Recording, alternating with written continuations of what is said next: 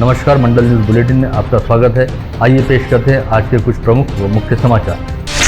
राज्य के दिव्यांग कल्याण मंत्रालय के राज्य मंत्री दर्जा प्राप्त अध्यक्ष रहने वाले पूर्व विधायक बच्चू कडू ने राज्य के मुख्यमंत्री देवेंद्र फडणवीस के नाम लिखे पत्र में दिव्यांग कल्याण मंत्रालय के अध्यक्ष पद से इस्तीफा देने की पेशकश की है। साथ ही खुद को सरकार की ओर से दी गई पुलिस सुरक्षा हटाने का निवेदन करते हुए दिव्यांगों को दिए जाने वाले मानधन में वृद्धि करने तथा मानधन की अदायगी समय पर करने की मांग की है। अपने त्याग पत्र में पूर्व विधायक बच्चू कडू का कहना रहा कि सरकार द्वारा दिव्यांगों को लेकर कोई प्रभावी तरीके से काम नहीं किया जा रहा। ऐसे में उनका दिव्यांग कल्याण मंत्रालय के अध्यक्ष पद रहने का कोई औचित्य नहीं है, जिसकी वजह से उन्हें दिव्यांगों के अधिकारों हेतु आंदोलन करने पड़ेंगे और पद पर रहते हुए उनके लिए आंदोलन करना भी संभव नहीं होगा। ऐसे में वे अपने पद से इस्तीफा दे रहे हैं, अतः उन्हें दी गई सुरक्षा तुरंत हटा ली जाए।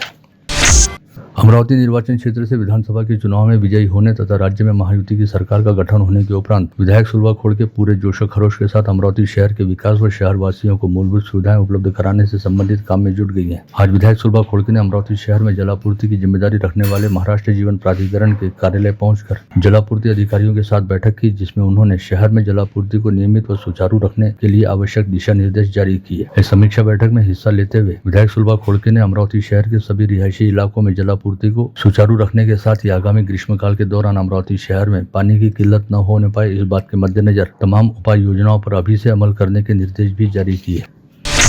मनपा अंतर्गत बडनेरा विधानसभा क्षेत्र में आने वाले विभिन्न प्रभागों में सफाई का अभाव व विकास कामों के विगत कुछ माह से ठप रहने तथा मनपा अधिकारियों की मनमानी कार्यप्रणाली को लेकर आज विधायक रवि राणा काफी संतप्त दिखाई दिए। उन्होंने मनपा कार्यालय पहुंचकर आयुक्त सचिन कलंत्री के साथ एक समीक्षा बैठक बुलाई और विभिन्न विभागों के अधिकारियों को जमकर आड़े हाथ लेते हुए निगमायुक्त से कामों का नियोजन करने तथा जोन क्रमांक 3 दस्तूर नगर के सफाई ठेकेदार को हटाकर नया ठेकेदार नियुक्त करने की सूचना दी। इसके साथ ही विधायक रवि राणा ने भुयारी गटर योजना, नई टैक्स वसूली को स्थगिति मिलने के बाद भी पुरानी टैक्स वसूली के बारे में नागरिकों के बीच रहने वाले संभ्रम सहित बडनेरा निर्वाचन क्षेत्र से संबंधित विभिन्न मुद्दों को लेकर मनपा के अधिकारियों की जमकर क्लास ली। विशेष तौर पर विधायक रवि राणा ने शहर के राजकमल चौक स्थित खापड़ेवाड़ा को गिराकर वहां चल रहे निर्माण कार्य को लेकर अपनी जमकर नाराजगी भी जताई। तुम्ही जेव्हा भुयारी गटर योजनेचं काम सुरू करता त्या ठिकाणी करोडो रुपयाचे रस्ते आम्ही बनवतो, जास्त दूर त्रास लागत नाही। माझ्या घरासमोर सुद्धा करून ठेवलेला आहे। केडीनगरच्या परिसरामध्ये बनवली तुम्ही केडीनगरपाशी बडनेरा जुनी वस्ती नवी वस्ती पण देऊ काय,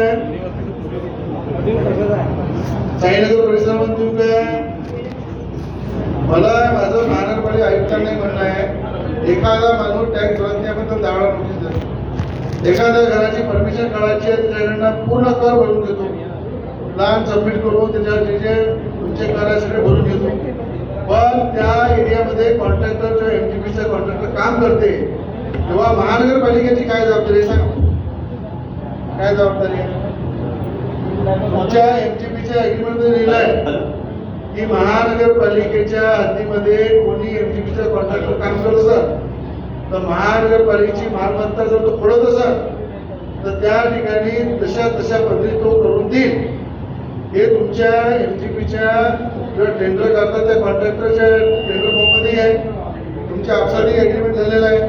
जर या ठिकाणी रिलायन्सचं, जिओचं, वोडाफोनच्या ज्या लाईनिंग टाकतो त्या लाईनिंगमध्ये ते फोटो चालले जातात, पण त्यांच्याकडून कोणी व्यवस्था करून घेत नाही। हे जबाबदारी कोणाची आहे? तिवसा विधानसभा क्षेत्र के भातकुली तहसील अंतर्गत कई गांवों को नवनिर्वाचित विधायक राजेश वानखड़े ने आज भेंट दी और विधायक चुनकर लाने के लिए गांव वासियों के प्रति आभार व्यक्त किया। विभिन्न गांवों में पहुंचे विधायक वानखड़े ने ग्रामीणों के साथ सहज संवाद भी साधा। इस समय ग्रामीणों ने बड़ी संख्या में आगे आकर नए विधायक के समक्ष अपनी समस्याओं को रखा। क्रेडाई का ग्रैंड प्रॉपर्टी एक्सपो आगामी 24 जनवरी से 4 दिन तक साइंस कोर मैदान पर सजेगा, जिसमें अमरावती व क्षेत्र की नवीनतम परियोजनाओं में आवास व कमर्शियल के साथ सभी प्रकार की प्रॉपर्टी को देखने का अवसर मिलेगा। विगत 15 वर्षों से अमरावती के लोगों के लिए सेवारत यह प्रॉपर्टी एक्सपो काफी लोकप्रिय है और लोगों को इसके आयोजन का काफी इंतजार रहता है। इस बार के एक्सपो में प्रॉपर्टी खरीदने वालों को स्टैंप ड्यूटी में 50% की छूट दी जाएगी। साथ ही ग्रैंड एक्सपो को भेंट देने वाले प्रत्येक व्यक्ति को कूपन दिए जाएंगे और इन कूपनों को लकी ड्रॉ में शामिल करते हुए विजेताओं को लाखों रुपए के पुरस्कार प्रदान किए जाएंगे।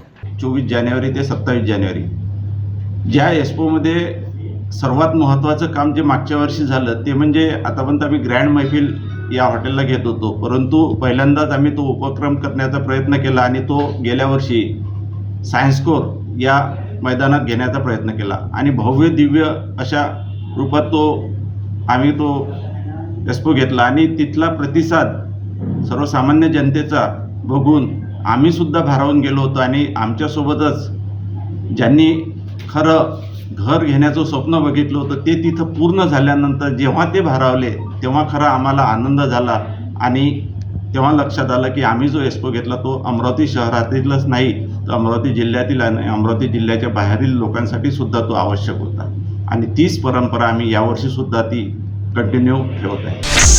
बडनेरा मार्ग स्थित व्हाइट हाउस में कल से शगुन इवेंट जेसीआई अमरावती व भावना एंटरप्राइजेस के संयुक्त तत्वाधान में 5 दिवसीय अमरावती ट्रेड फेयर का शानदार शुभारंभ किया गया. प्रतिदिन अखबार के संस्थापक संपादक नाना काऊजा की अध्यक्षता में आयोजित इस 5 दिवसीय प्रदर्शनी का शुभारंभ करते हुए जिले के सांसद बलवंत वानखड़े ने कहा कि ऑनलाइन व्यवसाय छोटे बड़े व्यापारियों के लिए खतरा है और ग्राहकों के लिए भी खतरा बन रहे हैं. ऐसे में यदि हमें ऑनलाइन ट्रेड से बाहर निकलना है तो इस तरह के आयोजन नियमित रूप से करने होंगे और अमरावती ट्रेड फेयर इस ऑनलाइन ट्रेड फेयर को खत्म करने में मील का पत्थर साबित होगा. इस समय राज्यसभा सांसद अनिल बोंडे व जिलाधीश सौरभ कटियार भी विशेष रूप से उपस्थित थे. इस 5 दिवसीय ट्रेड फेयर में विविध प्रकार के 125 स्टॉल लगाए गए हैं. स्वराध्या एंटरटेनमेंट के संचालक दिनकर ताडे व स्वामिनी ताडे तथा मनीष पाटिल फाउंडेशन द्वारा आज यहां बुलाई गई पत्रवार्ता में बताया गया कि अमरावती शहर में पहली बार इंडियाज वर्ल्ड रिकॉर्ड का आयोजन किया जा रहा है, जिसके तहत शेगांव नाका परिसर स्थित अभियंता भवन में 4 जनवरी से 21 जनवरी तक लगातार 18 दिन व 18 रात सतत 401 घंटे विविध कला प्रस्तुतियां दी जाएगी और अपनी तरह का अनूठा रिकॉर्ड बनाया जाएगा. लगातार 18 दिनों तक 24 घंटे वर्ल्ड रिकॉर्ड बनाने हेतु चलने वाले इस आयोजन में अब तक 544 कलाकारों ने अपना प्रवेश निश्चित किया है और दिन रात चलने वाले इस वर्ल्ड रिकॉर्ड कार्यक्रम में रोजाना 35 कलाकारों द्वारा गीत की प्रस्तुति दी जाएगी. भाजपा के ग्रामीण जिलाध्यक्ष व राज्यसभा सांसद अनिल बोंडे द्वारा नए साल में पूरे साल भर हर दिन रक्तदान शिविर आयोजित करने के संकल्प के तहत शुरू किए गए सांसद रक्तदान अभियान में आज तीसरा रक्तदान शिविर घाट लाड़की गांव में आयोजित किया गया. भारतीय जनता युवा मोर्चा की ओर से दीक्षित खाजोने के जन्मदिवस उपलक्ष्य में आयोजित इस रक्तदान शिविर में 34 यूनिट रक्त संकलित हुआ है. इस अवसर पर सांसद अनिल बोंडे खुद उपस्थित थे, जिन्होंने दीक्षित खाजोने को जन्मदिवस की शुभकामनाएं देने के साथ ही उनका पुष्पगुच्छ देकर सत्कार किया. साल भर चलने वाले इस मानवतापूर्ण कार्य में दैनिक अमरावती मंडल व दैनिक मातृभूमि तथा मंडल रक्तदान शिविरों में जन सहभागिता बढ़ाने व रक्तदान को लेकर जन जागृति करने हेतु मीडिया पार्टनर की भूमिका निभा रहे हैं. सांसद रक्तदान अभियान के तहत कल शनिवार 4 जनवरी को वरुड़ स्थित संत अच्युत महाराज मंदिर में नितिन केदार के जन्मदिवस उपलक्ष्य में चौथे रक्तदान शिविर का आयोजन किया जाएगा. अमरावती दरियापुर मार्ग पर रेलवे गेट नंबर 5 को बिना पर्यायी व्यवस्था दिए अचानक बंद किए जाने से संतप्त लोगों ने सोमवार 6 जनवरी को मलकापुर में रास्ता रोको आंदोलन करने का ऐलान किया है. प्रहार पार्टी के नीलेश पांसे व अन्य नागरिकों व विद्यार्थियों द्वारा आंदोलन में हिस्सा लिया जाएगा. पांसे ने कल ही इस बारे में सांसद से लेकर आला अधिकारियों को निवेदन सौंपा. भारतीय जनता पार्टी की जिला इकाई तथा अचलपुर व चांदूर बाजार तहसील के पदाधिकारियों ने गतरोज ग्रामीण पुलिस अधीक्षक विशाल आनंद को निवेदन सौंपते हुए कहा कि पूर्व विधायक बच्चू कडू व उनके कार्यकर्ताओं से अचलपुर के मौजूदा भाजपा विधायक प्रवीण ताडे की जान को खतरा है और प्रहार पार्टी के लोगों द्वारा विधायक ताडे पर कभी भी हमला किया जा सकता है. ऐसे में विधायक ताडे को पुलिस सुरक्षा प्रदान की जाए. मेलघाट के आदिवासियों को विगत 2 माह से महात्मा गांधी ग्रामीण रोजगार गारंटी योजना अंतर्गत किए गए कामों की मजदूरी नहीं मिली. ऐसे में आदिवासी मजदूरों ने पहले ही चेतावनी दी थी कि यदि उन्हें 31 दिसंबर तक मजदूरी नहीं मिलती है तो वे 2 जनवरी को हाथुरू के पटवारी कार्यालय पर ताला ठोक देंगे. इसके बावजूद प्रशासन मजदूरी देने में असफल रहा, जिसके चलते आदिवासियों ने अपनी घोषणा पर हकीकत में अमल करते हुए हाथुरू के पटवारी कार्यालय पर कल 2 जनवरी को वाकई ताला ठोक दिया. जिसके बाद प्रशासन में अच्छा खासा हड़कंप व्याप्त हो गया और मजदूरों को उनकी मजदूरी अदा करने हेतु दौड़भाग शुरू हुई. जेईई व नीट जैसी प्रवेश परीक्षाओं के लिए मार्गदर्शन करने हेतु फिजिक्स वाला के नाम से मशहूर नोएडा के अलख पांडे द्वारा गत वर्ष अमरावती में अपनी ऑफलाइन शाखा खोली गई थी, जिसे विगत 1 वर्ष के दौरान अमरावती शहर से जिले के विद्यार्थियों व अभिभावकों की ओर से भरपूर प्रतिसाद मिला. इससे उत्साहित होकर अब फिजिक्स वाला व विद्यापीठ पाठशाला द्वारा आगामी शैक्षणिक सत्र हेतु नीट, जेईई व फाउंडेशन कोर्स के बारे में मार्गदर्शन करने के लिए सीबीएसई बोर्ड व स्टेट बोर्ड की कक्षा 7वीं से 12वीं तक पढ़ने वाले विद्यार्थियों के लिए आगामी रविवार 5 जनवरी को PR Pote college of engineering के स्वामी विवेकानंद हॉल में सुबह 10 से दोपहर 1 बजे तक आगाज नामक विशेष मार्गदर्शन कार्यक्रम का आयोजन किया जा रहा है. अमरावती मंडल के प्रबंध संपादक अनिल अग्रवाल की अध्यक्षता के तहत आयोजित होने जा रहे इस कार्यक्रम में मार्गदर्शन करने हेतु अलख पांडे की टीम में शामिल विशेषज्ञ उपस्थित रहेंगे. हाल ही में संपन्न विधानसभा चुनाव के लिए जिला प्रशासन ने करीब 40 करोड़ रुपए खर्च किए. इस संदर्भ में जिले के 8वें विधानसभा क्षेत्र के चुनाव अधिकारियों की रिपोर्ट मंगाई गई है और इस रिपोर्ट का अंतिम आंकड़ा आगामी 2 दिनों में स्पष्ट होने की संभावना है.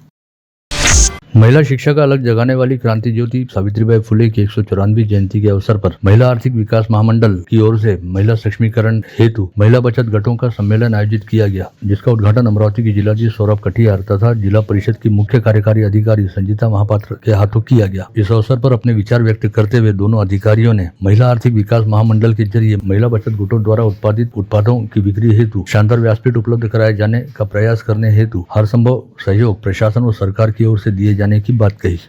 महिलांचे जे प्रॉडक्ट्स आहेत त्याला आपण डिस्प्ले करणार आहोत. आपण एक चांगलं डिझायनिंग करून त्यांचे लोगो पण तयार करणार आहोत आणि त्याच्या जास्त विक्री कसं होत, बिकॉज तुमचे प्रॉडक्ट्स खूप छान असतात. मामी मार्फत जे काही मदत हवी आहे ते आपण करूया. शेवटी तुमचे प्रोडक्ट्स, तुमचे जे उद्योग आहे अजून मोठे झाले पाहिजे. लोन मला पाहिजे, लोन घ्या, अजून मोठे झाले पाहिजे आणि राज्य स्तरावर तुमचे प्रोडक्ट्सची आणि तुमचे बिझनेसेसची ओळख झाली पाहिजे. वर्धा व अमरावती जिला के मध्य में स्थित बगाजी सागर बांध पर मछली पकड़ने के लिए निजी ठेकेदार द्वारा कब्जा किया गया है. ठेकेदार की मनमानी के कारण भोई समाज पर अन्याय होने की बात कहते हुए भोई समाज ने विधायक प्रताप अड़सड़ को ज्ञापन सौंपा और समुचित कदम उठाने की मांग की. अनाथों का नाथ कहे जाते वरिष्ठ समाज सेवी शंकर बाबा पापलकर तथा विश्व प्रसिद्ध मेंदू रोग विशेषज्ञ पद्मश्री डॉक्टर चंद्रशेखर मेश्राम को डी लिट की उपाधि से सम्मानित करने से संबंधित प्रस्ताव राष्ट्रसंत तुगड़ोजी महाराज नागपुर विद्यापीठ द्वारा राज्यपाल के पास भेजा गया है. नागपुर विद्यापीठ की सीनेट बैठक के दौरान यह जानकारी कुलगुरु प्रशांत बोकारे द्वारा दी गई. अमरावती शहर में अपने धर्मगुरु के आदेश का पालन करते हुए 260 दाऊदी बोहरा परिवारों के 15 वर्ष से कम आयु वाले 250 बच्चों ने मोबाइल फोन से तौबा कर ली है. अमरावती शहर में बोहरा समाज की आबादी 1500 से अधिक है. दाऊदी बोहरा मस्जिद के आमिल साहब शेख यूसुफ भाई खरगोनवाला ने बताया कि मोबाइल फोन के बढ़ते इस्तेमाल की वजह से बच्चों के भविष्य पर खतरा मंडराने लगा है. ऐसे में अखिल दाऊदी बोहरा समाज के धर्मगुरु सैयदना मुफद्दल सैफुद्दीन साहब के आदेश पर इस अनोखी पहल पर अमल करना शुरू किया गया, जिसके तहत समाज के 15 वर्ष से कम उम्र वाले सभी बच्चों के लिए मोबाइल फोन पूरी तरह से प्रतिबंधित कर दिया गया है. जिला स्तरीय अस्पताल में वर्ष 2024 के दौरान 1 जनवरी से 31 दिसंबर तक 6,945 गर्भवती महिलाओं की प्रसूतियां हुई, जिनमें 2,827 महिलाओं की सामान्य तथा 4,118 महिलाओं की सिजेरियन पद्धति से प्रसूति हुई. इसके अलावा इस 1 वर्ष के दौरान जिला स्तरीय अस्पताल में नवजात बच्चों हेतु 371 टीकाकरण शिविरों का आयोजन किया गया, जिनमें 17,923 प्रतिबंधात्मक टीके लगाए गए. अमरावती जिले में विगत 8 माह के दौरान पुरुष शल्य क्रिया केवल 4.5% हुई. वहीं स्वास्थ्य विभाग ने महिलाओं की 21.18% परिवार नियोजन शल्य क्रिया का उद्देश्य पूर्ण किया. मावली जहांगीर थाना क्षेत्र अंतर्गत इंडियन नेशनल हाई स्कूल में एसपी विशाल आनंद ने पुलिस रेसिंग डे की जानकारी छात्र छात्राओं को दी और विद्यार्थियों ने भी पुलिस की कार्यप्रणाली के बारे में जिज्ञासा वाले प्रश्न पूछे. इन सभी सवालों का जवाब देते हुए उन्हें उचित मार्गदर्शन किया गया. गत रोज यशोदानगर परिसर में प्रभु कॉलोनी के पास भोते लेआउट निवासी भाग्यश्री लाडे नामक 28 वर्षीय विवाहिता का रक्तनिजी शव उसके ही घर के बेडरूम में पलंग पर पड़ा बरामद हुआ था, जिसके बाद पुलिस ने भाग्यश्री के पति अक्षय लाडे की तलाश करनी शुरू की, जिसे आज सुबह छती तालाब परिसर से गिरफ्तार किया गया. पुलिस द्वारा पकड़े जाते ही अक्षय लाडे ने अपना जुर्म कबूल करते हुए इस हत्या की वजह भी पुलिस को बताई. अक्षय लाडे के मुताबिक भाग्यश्री का किसी इंग्ले नामक व्यक्ति के साथ अनैतिक संबंध चल रहा था, जिसे लेकर पति पत्नी के बीच आए दिन विवाद हुआ करता था और भाग्यश्री लाख समझाने बुझाने के बावजूद मानने के लिए तैयार नहीं थी, बल्कि वह 3 दिन पहले अपनी 5 वर्षीय बच्ची को लेकर अपने मायके में रहने चले गई. ऐसे में अक्षय लाडे ने ही उसे 1 जनवरी की शाम घर में रखे कपड़े व कुछ दस्तावेज ले जाने हेतु घर पर बुलाया था और भाग्यश्री को दोबारा समझाने का प्रयास किया. इस समय दोनों पति पत्नी के बीच जमकर झगड़ा हुआ, जिससे तैश में आकर अक्षय ने भाग्यश्री का गला घोटा और उसके गले पर चाकू से भरपूर वार किया, जिससे भाग्यश्री की मौत हो गई. इसके बाद अक्षय ने अपने घर पर बाहर से ताला लगाया और वो भाग्यश्री की दुपहिया लेकर मौके से भाग निकला. इस पूरे मामले का पर्दाफाश फ्रीजरपुरा पुलिस ने 24 घंटे के भीतर करते हुए हत्या की असली वजह को भी उजागर किया. बडनेरा रोड पर भारतीय महाविद्यालय के पास स्थित नाली से एक पुरुष का शव बरामद हुआ, जिसकी जानकारी मिलते ही राजापेट पुलिस व मनपा के अग्निशमन दस्ते ने तुरंत मौके पर पहुंचकर शव को नाली से निकाला तथा पोस्टमार्टम हेतु भिजवाया. 40 से 50 वर्षीय आयु वाला यह व्यक्ति बीती रात इसी परिसर में घूम रहा था और संभवतः रात के वक्त नाली में सिर के बल गिर पड़ा. बडनेरा थाना क्षेत्र में यवतमाल नाका के पास एसबी क्रिएशन नामक कपड़ा कारखाने पर शहर पुलिस के विशेष पथक ने छापा मारकर वहां काम पर रखे गए 10 बाल मजदूरों को मुक्त कराया. छापे की इस कार्रवाई में कामगार आयुक्त, महिला व बाल विकास विभाग तथा शिक्षा विस्तार विभाग के पथकों ने भी हिस्सा लिया. चांदूर बाजार में एक महाविद्यालयीन छात्रा को अपने प्रेमजाल में फांसते हुए उसके साथ जबरन शारीरिक संबंध बनाने और फिर उसका अश्लील वीडियो बनाते हुए उसे ब्लैकमेल करने के मामले में चांदूर बाजार पुलिस ने गत रोज 3 लोगों के खिलाफ आपराधिक मामला दर्ज किया, जिसमें से 2 आरोपी नाबालिग बताए गए. वहीं शेख साद उर्फ सूफियान शेख साजिद को पुलिस ने गिरफ्तार कर अपनी हिरासत में लिया है. इस मामले के सामने आते ही संतप्त लोगों की भीड़ ने चांदूर बाजार में सेंट्रल बैंक की ऊपरी मंजिल पर स्थित उस कमरे पर धावा बोला, जहां पीड़िता के साथ दुराचार करते हुए उसका अश्लील वीडियो बनाया गया था. इस समय बजरंग दल के पदाधिकारियों ने आरोप लगाया कि यह कमरा 1,000 रुपए प्रति घंटे के हिसाब से युवाओं को प्राइवेसी हेतु उपलब्ध कराया जाता था. साथ ही यहाँ पर युवतियों को बहला फुसला कर लाते हुए उनके अश्लील वीडियो बनाए जाते थे.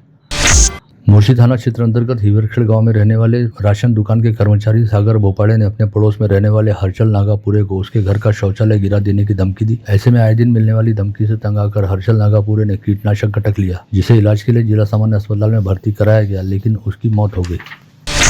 धारनी के रानी गांव में आदिवासी आश्रमशाला के पास 1 जनवरी को 2 दोपहिया वाहनों के बीच जोरदार टक्कर हुई। इस हादसे में अनिल भिलावेकर नामक 30 वर्षीय व्यक्ति की मौत हो गई।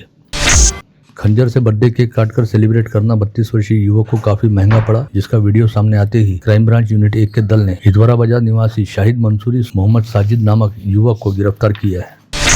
सिंदूरजन घाट नगर पालिका कॉम्प्लेक्स वरुण परिसर में अवैध ऑनलाइन लॉटरी जुआ चलाने वाले 5 लोगों के खिलाफ ग्रामीण पुलिस की शाखा ने कार्रवाई की।